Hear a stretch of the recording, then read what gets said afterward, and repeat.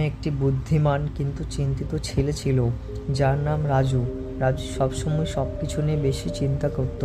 একদিন গ্রামের প্রবীণ মুরব্বী তাকে ডাকলেন এবং বললেন, তুমি অনেক বুদ্ধিমান, কিন্তু তোমার চিন্তা তোমাকে পিছিয়ে দিচ্ছে।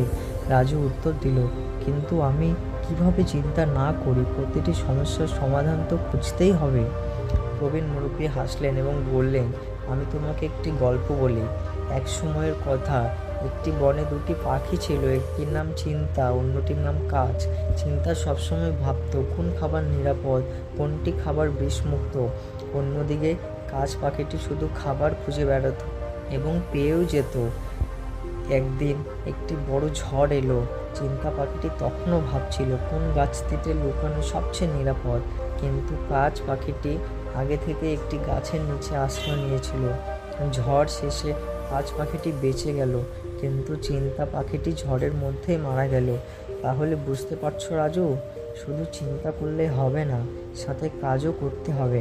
চিন্তা করা ভালো, কিন্তু অতিরিক্ত চিন্তা করার সময় নষ্ট এবং বিপদের কারণ হতে পারে। রাজু এই গল্প থেকে শিক্ষা নিল এবং নিজের জীবনে প্রয়োগ করতে শুরু করলো। এরপর থেকে সে চিন্তা করত, কিন্তু সাথে সাথে কাজও করত। এর ফলে তার জীবন আরও সফল এবং সুখী হয়ে উঠল। এই গল্প আমাদের অনেক কিছু শিক্ষা দেয়। এই গল্প থেকে আমরা অনেক কিছু শিখতে পারি, যেমন চিন্তা করা ভালো, কিন্তু চিন্তার সাথে সাথে কাজ করাও আমাদের প্রয়োজন।